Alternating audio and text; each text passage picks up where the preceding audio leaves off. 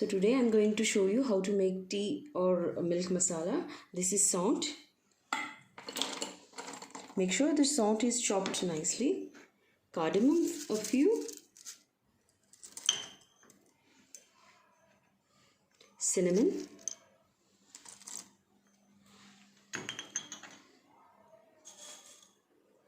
Black pepper.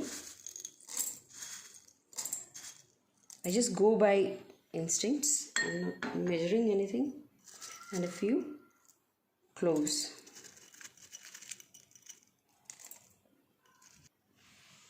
Now I'm adding a piece of nutmeg and grind. As you can see, the powder is ready now.